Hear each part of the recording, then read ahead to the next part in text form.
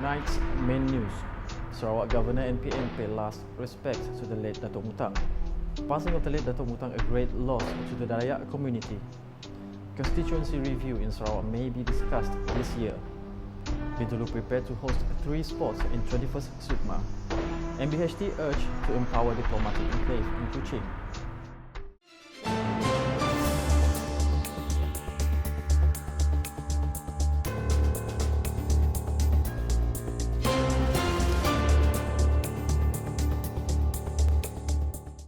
Assalamualaikum and good evening.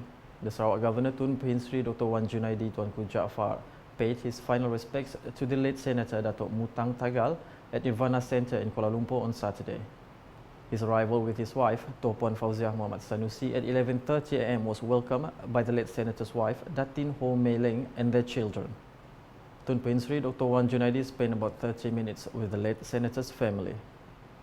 Meanwhile, Prime Minister Datuk Sri Anwar Ibrahim, along with his entourage, also paid their final respects to the late President of the Senate at noon. The Office of the President of the Senate, in an official statement on Friday, confirmed that Senator Datuk Mutang breathed his last at 11:46 am at the National Heart Institute IJN, Kuala Lumpur. Previously, the late Senator had received treatment at IJN upon his return to Malaysia on May 6 after an official working visit to Azerbaijan. The Office of the President of the Senate also announced that the final tribute ceremony would be held at Nirvana Centre, Kuala Lumpur from 10 am to 2 pm on Saturday. On Sunday, the final tribute ceremony will be held at BEM Airport Road Church, Miri at 10 am. On Monday, a memorial service will be held at BEM Canada Hill Church, Miri, starting from 9 am until completion, and the burial arrangement will take place at SIB Cemetery Lambe, Miri on Monday. For the record, Senator Datuk Mutang, born on October 5, 1954, was elected as the 20th President of the Senate and took oath on February 19, 2024. The passing of the President of the Senate, the late Datuk Mutang Tagal, is a great loss to Sarawak, especially to the Dayak community of the Lun Bawang ethnic group. Datuk Patinggi Abang Zohari said the late Datuk Mutang was a fair leader to all communities in Sarawak and to Malaysia as a whole. But he was a good leader. He was very fair to all communities, and being the first Dayak of Lun Bawang ethnic group as the President of the Senate is the confidence of the whole society in Malaysia in him to be the President. We lost a great leader and a very fair leader. PBB also lost a great friend. He said this in a press conference after chairing the Supreme Council meeting of the Gabungan Parti Sarawak GPS held at the PBB headquarters on Saturday. Recalling the late Datuk Mutang's selection as President of the Senate, the GPS chairman said the late Datuk Mutang was surprised by the appointment. Actually, when we proposed him to be the Senate President to Anwar, he himself was quite surprised. He didn't expect it. Manaka Wang Jo? Yes, I said. Yeah, long absent. Huh? Yeah. He was a member of parliament for 2 terms. But he took the appointment graciously, and in spite of the fact that he only served 2 terms, but his commitment is still there, helping us, PBB, helping later on GPS. At the same function, Datuk Patinggi Abang Zohari said a review to Sarawak's constituency electoral boundaries may be discussed with the Election Commission EC this year. He said that GPS will propose some suggestions to the EC regarding this matter. Kemungkinan tahun ini ada revision on our state constituency, dan ini kita akan memberi pandangan kita kepada pihak SPR, perkara-perkara yang harus diambil kira di dalam kita menentukan konstitusi yang baru yang akan diwujudkan oleh pihak SPR. Datuk Patinggi Abang Zohari, who is also GPS chairman, said the delineation exercise will take certain parameters into account. And we have some basic parameter. One is the constituency must be of mixed constituent, meaning all the races are there. And number two, that there must be balanced representation between the urban and rural. However, he has not announced the number of new constituencies to be established and leaves it to the EC to determine this based on recommendations and requirements to be proposed by the Sarawak government. Preparations are being finalized for Bintulu as one of the divisions to host the 21st Malaysia Games SUKMA Sarawak 2024. Sarawak Deputy State Secretary Operations and Chief Executive Officer of the 21st SUKMA Sarawak 2024 Secretariat, Datuk Hee Chang Kee, said that Bintulu will be the venue for 3 sports, namely football, sepak takraw and Muay Thai.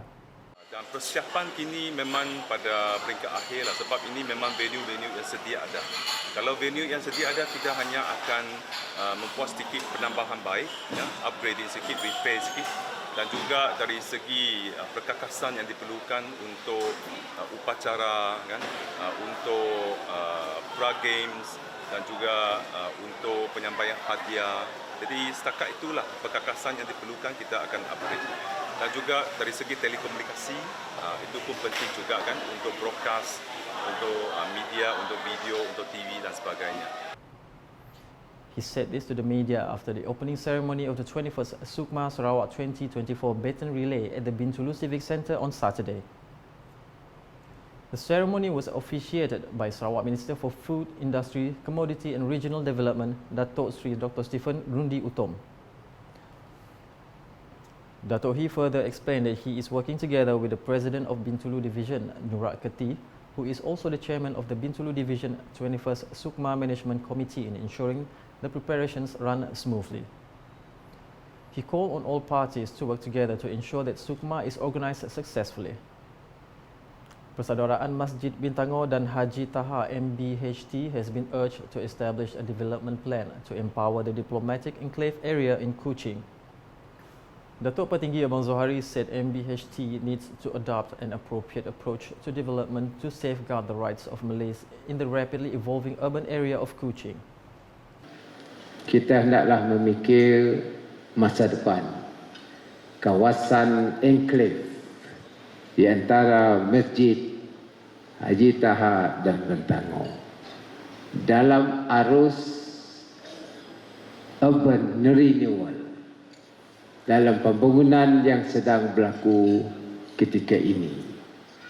InsyaAllah, kalau cerdik pandai, MBST dapat berfikir untuk masa depan orang Melayu dalam era digital, dalam era ekonomi hijau, dalam era teknologi, kita boleh mempertahankan tempat itu sambil kita membangunkan Masjid Bintangor Haji Taha, become iconic area in the city of Kuching.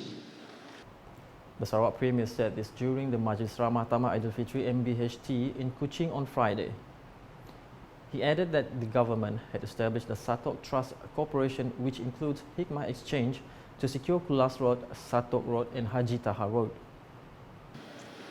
InsyaAllah, kalau ekonomi tak teguh, maka dengan adanya dana daripada pendekatan baru dapat kita gunakan untuk membangunkan kawasan-kawasan yang harus dibangun dalam urban renewal. Dan kita dapat mempertahankan tanah tersebut, harta tersebut, sambil itu melambangkan we Malays can change for modernity. He added that the government had also approved the Bintangor Bridge, an iconic bridge representing the desire of Malays to modernize their lives.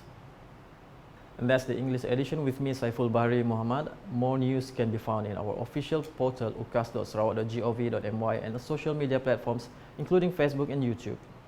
Let's together watch highlights of the baton relay of the 21st SUKMA Sarawak 2024 in Bintulu on Saturday. #Saluran Informasi Rakyat. Have a good night.